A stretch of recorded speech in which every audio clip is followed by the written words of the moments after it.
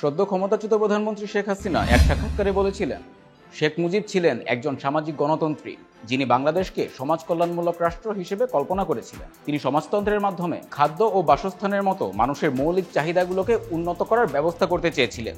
তিনি কাউকে পিছিয়ে না রাখো ব্যবস্থায় বিশ্বাসী ছিলেন। তিনি আরও স্পষ্ট করেছিলেন যে বাংলাদেশ অন্য কোথাও থেকে কোনো মতবাদ আমদানি করবে না। অন্য কথায়, আমাদের নিজস্ব মতবাদ অনুসারে সবকিছু পরিচালিত হবে।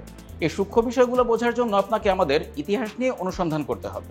শেখ হাসিনার সাক্ষাৎকারটি প্রকাশ করেছিল তার দল আওয়ামী লীগের গবেষণা cell centre for research and information CRI এর প্রকাশনা বা ম্যাগাজিন হোয়াইট বোর্ড। তাতে উঠে আসে 4 বার তার রাষ্ট্র পরিচালনার অভিজ্ঞতা, দেশের বর্তমান ও ভবিষ্যৎ এবং বিভিন্ন নীতি নির্ধারণী বিষয়। রাষ্ট্র ক্ষমতায় থাকাকালে আওয়ামী লীগের ইন্টেলেকচুয়াল ইনপুট দেওয়ার ক্ষেত্রে সবচেয়ে গুরুত্বপূর্ণ ভূমিকা পালন করেছে সিআরআই। দলীয় এই থিঙ্ক ট্যাঙ্কটিতে শেখ পরিবারের সদস্যদেরই আধিক্য, যাদের হাত ধরে প্রকাশিত হতো নীতির বিষয়ক প্রকাশনা হোয়াইট বোর্ড।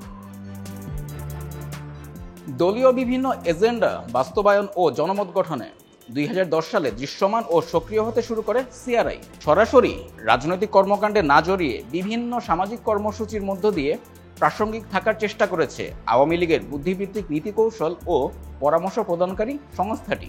এজন্য 2014 সালে ইয়াং বাংলার মতো অঙ্গ প্রতিষ্ঠান গড়ে তোলা হয়। সিআরআই এর তত্ত্বাবধানে কয়েক বছর ধরে যুব উদ্যোক্তা ও প্রাতিষ্ঠানিক পর্যায়ে চালু করা হয় জয় বাংলা ইউথ অ্যাওয়ার্ড। একইভাবে বঙ্গবন্ধুর 7ই মার্চে ভাষণকে কেন্দ্র করে হয়ে আসছিল জয় বাংলা কনসার্ট। তবে দলীয় নেতাকর্মীদের পাশাপাশি বিরোধী দলেরও বিভিন্ন কার্যক্রম নিবিড়ভাবে পর্যবেক্ষণ করে আসছিল সংস্থাটি। একই সঙ্গে আওয়ামী লীগ সরকারের ক্ষমতাচ্যুতির আগে বিরোধী মত দমনে, অপপ্রচার, গুজব ও ভুয়া খবর ছড়ানোরও অভিযোগ রয়েছে সিআরআই এর বিরুদ্ধে। সে কারণে প্রতিষ্ঠান সংশ্লিষ্ট 50টি ফেসবুক অ্যাকাউন্ট ও 98টি পেজও বন্ধ করে দিয়েছে মেটা। আন্তর্জাতিক প্ল্যাটফর্মটি তখন জানিয়েছিল এসব কর্মকাণ্ডের সঙ্গে জড়িত ব্যক্তিরা আওয়ামী লীগ ও সিআরআই এর সঙ্গে যুক্ত। সিআরআই এর চেয়ারম্যান শেখ হাসিনার ছেলে সজীব ওয়াজেদ জয়, মেয়ে সাইমা ওয়াজেদ পুতুল ভাইস চেয়ারম্যান। ট্রাস্টি বোর্ডের সদস্যদের মধ্যে আরও রয়েছেন শেখ হাসিনার বোন শেখ রেহানার মেয়ে আজমিনা সিদ্দিক ও ছেলে রাদওয়ান মুজিব সিদ্দিক। পরিবারটির বাইরে ট্রাস্টি বোর্ডের সদস্যদের মধ্যে আছেন সাবেক বিদ্যুৎ, জ্বালানি ও খনিজ সম্পদ প্রতিমন্ত্রী নসরুল হামিদ দীপু।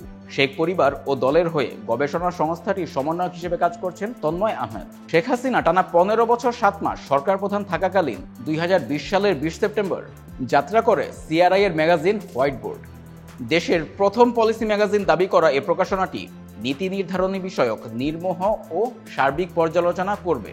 উদ্বোধনী অনুষ্ঠানে এমন বার্তা উঠে আসে প্রধান সম্পাদকের দায়িত্বে থাকা বঙ্গবন্ধুর দৌহিত্র রাদওয়ান মুজিব সিদ্দিকের বক্তব্যে।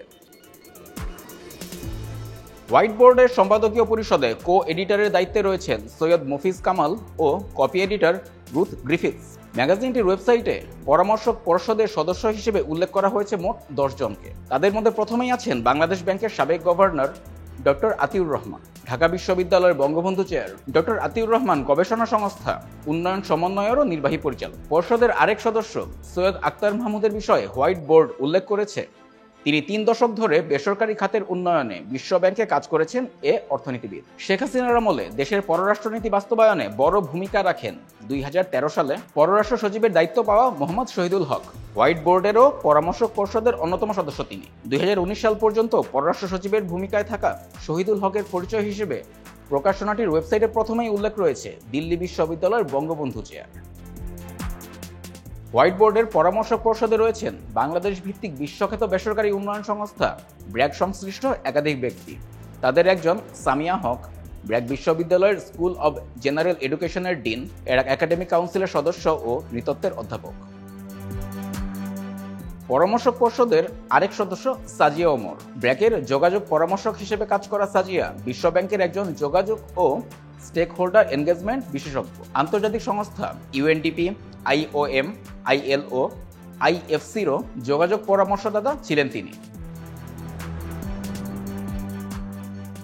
ব্র্যাকের নির্বাহী পরিচালক আসিফ সালেহ হোয়াইট বোর্ডের পরামর্শক পর্ষদের সদস্য। পরিচিতি উপস্থাপনায় প্রকাশনা সংস্থাটি তাকে লেখক, প্রযুক্তিবিদ ও একজন সামাজিক উদ্যোক্তা হিসেবে উল্লেখ করেছে। তিনি প্রধানমন্ত্রীর কার্যালয়ের অ্যাক্সেস টু ইনফরমেশন A2I কর্মসূচির একজন নীতি বিশেষজ্ঞ ছিলেন। গোল্ডম্যান স্যাক্সের নির্বাহী পরিচালকের দায়িত্ব পালন করা আসিফ IBM, গ্ল্যাক্সো ওয়েলকাম ও নর্টেলের জন্যও কাজ করেছেন।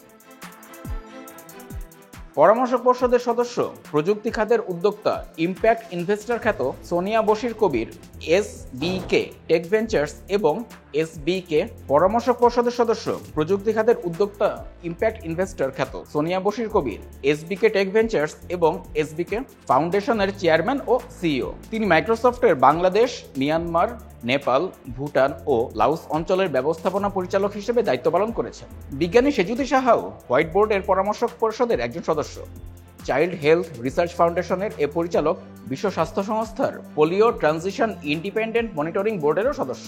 জেমকন গ্রুপের পরিচালক ও প্রধান নির্বাহী এবং কাজী অ্যান্ড কাজী টি স্টেট লিমিটেডের পরিচালক কাজী আনিস আহমেদ হোয়াইট বোর্ডের পরামর্শক পর্ষদের সদস্য। সাহিত্য কেন্দ্রিক সম্মেলন ঢাকা লিট ফেস্টের এ সহপরিচালক, সাহিত্যিক, ব্লগার ও সাংবাদিকদের অন্যতম প্রভাবশালী আন্তর্জাতিক সংগঠন পেন ইন্টারন্যাশনালের বাংলাদেশ শাখারও সভাপতি। পরামর্শক পর্ষদের সর্বশেষ সদস্য শেখ রেহানার ছোট মেয়ে আজমিনা সিদ্দিক। তিনি Tony Blair institute for global চেঞ্জের একজন অ্যাডভোকেসি ও নীতি উপদেষ্টা।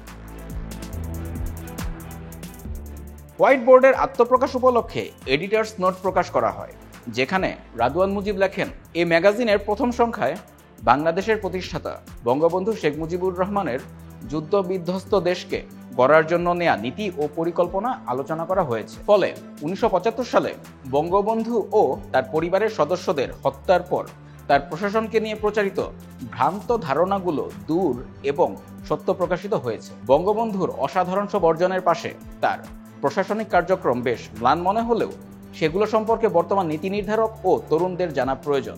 আওয়ামী লীগের গবেষণা সেল সিআরআই এর প্রধান কার্যালয়টি রাজধানীর ধানমন্ডি 32 নম্বরের 2 নম্বর ভবনে অবস্থিত।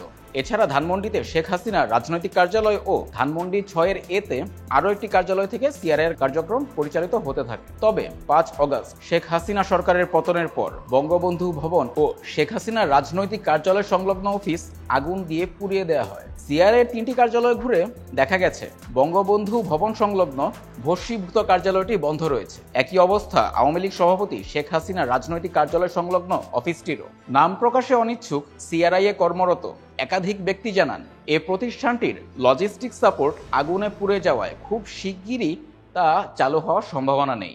কবে নাগাদ এর কার্যক্রম শুরু হতে পারে সে বিষয়েও ধারণা নেই তাদের।